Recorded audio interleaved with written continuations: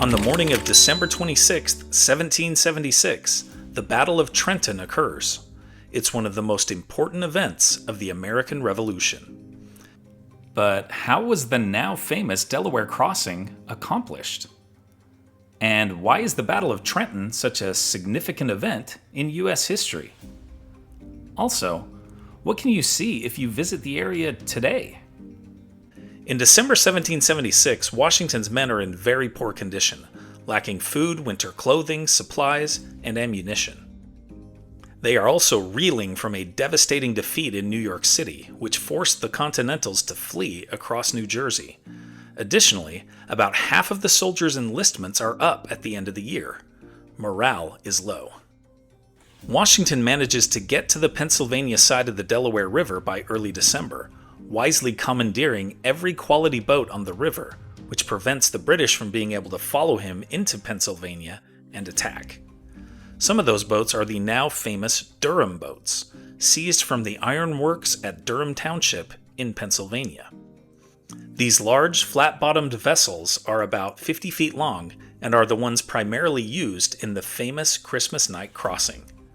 Washington's initial Pennsylvania camp is set up near Summerseat, the home of Thomas Barclay, in Morrisville, which the general uses as his headquarters. Based in occupied New York City, British General William Howe sends about 1,400 Hessians, commanded by Colonel Johann Rall, to keep an eye on Washington. These highly trained German mercenaries are garrisoned on the other side of the river in Trenton, New Jersey. Washington's bold plan is to cross the river Christmas night with 2,400 men and attack that garrison at Trenton. He crosses at McConkey's Ferry about 10 miles north of Trenton. Washington uses McConkey's Ferry as his headquarters. The building still stands today and is part of the Washington Crossing Historic Park. Washington's original plan calls for other groups to cross at 2 additional locations along the river, but a heavy snowstorm, which puts chunks of ice into the river, prevent this. The logistics of the Delaware crossing are handled by Colonel John Glover, who commands a unit of fishermen soldiers from Marblehead, Massachusetts. Glover's skills on the water have come in handy already during the conflict, twice saving Washington's army in New York. There's a statue of Glover, in fact, in Boston, Massachusetts, on Commonwealth Avenue near Boston Common.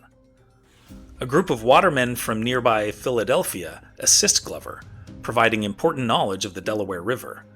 Along with the soldiers, Glover's fishermen transport horses, supply carts, and 18 cannons across the river as well. Some of those were 6-pounders, weighing about 1,700 pounds apiece. The artillery is commanded by a young Boston bookseller named Henry Knox, who later becomes the nation's first Secretary of War, and for whom Fort Knox in Kentucky is named.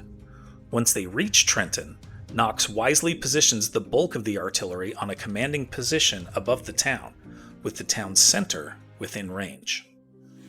The Delaware River is actually less than 300 yards wide at the point where the army crosses.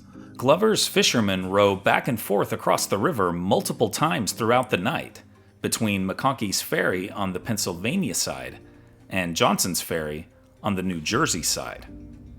The weather makes the crossing particularly challenging, and it's followed by a difficult 10-mile march on the icy, snow-covered road to Trenton. 2 of the men die of exhaustion and exposure during the march. But the terrible weather may have been a blessing in disguise, as it convinces Colonel Rall and his Hessian forces that an attack on Trenton would be impossible. The crossing takes about 3 hours longer than Washington anticipates, which means he reaches Trenton in full daylight rather than before dawn as he had hoped. But the Continentals still manage to surprise the Hessians, killing or wounding about 100 and capturing another 900. During the battle, none of Washington's men are killed, and only 5 are wounded. One of the wounded is a young officer and future U.S. president named James Monroe, who is hit in the shoulder with a musket ball. Trenton is a crucial victory. Washington's army acquires much-needed supplies and ammunition from the Hessians. Additionally, Trenton and two other victories at nearby Assunpink Creek and Princeton over the following week convinced British General Howe to wait out the winter in New York City, allowing Washington to regroup. But Trenton's greatest import may be psychological, as Washington's troops get their first real victory after months of devastating defeats. The victory, along with the promise of a bonus, helps convince many of the men to re-enlist, something that seemed unlikely just days before. German artist Emanuel Lutz's 1851 painting, Washington Crossing the Delaware, has become iconic. Despite the fact that his portrayal of the event is far from accurate, the painting effectively captures the boldness and monumental significance of the Delaware crossing. Mrs. Lewis and I visited the area during a trip to Philadelphia in 2025. We made sure to stop at Summerseat in Morrisville, Pennsylvania, which served as Washington's headquarters in the weeks leading up to the Delaware crossing. In Trenton, we visited the old barracks, which had been built in 1758 during the French and Indian War and housed many of the Hessian soldiers that were stationed in the town in 1776. We also admired the 150-foot tall battle monument, which was completed in 1893, and drove past the Presbyterian church where Hessian Commander Rall, who was killed in the fighting, is buried. In nearby Princeton, we enjoyed walking the battlefield where Washington's close friend, General Hugh Mercer, was killed a week after the Battle of Trenton. The New Jersey county that today includes the cities of Trenton and Princeton is named Mercer County in his honor. On the Pennsylvania side of the river, a few miles north of the site of the crossing, we climbed Bowman's Hill Tower, which was built as a public works project to provide jobs during the Great Depression. The view of the region, including the Delaware River, was striking. But the highlight of our visit was seeing the actual location of the famous crossing from each side of the river. I was struck by the swift current, which drove home the difficulties faced by Colonel Glover and his Marblehead fishermen in transporting the army across it. Additionally, seeing the replicas of the Durham boats gave me a new perspective on this critical moment in American history. Here are other events that happened today in history. In 1820, Moses Austin meets with Spanish authorities to request permission to settle in Texas. In 1944, Patton's Third Army relieves besieged Allied troops in Bastogne during the Battle of the Bulge.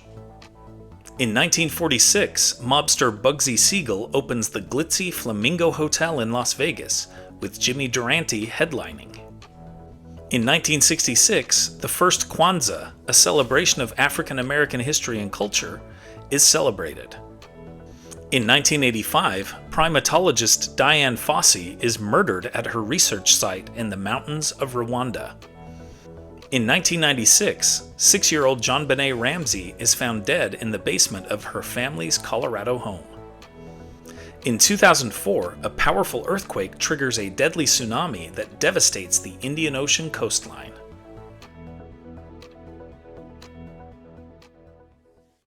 And now it's time for our Today in History quiz. Which was the first manned mission to leave Earth's orbit? Apollo 7, Apollo 8, Apollo 10, or Apollo 11?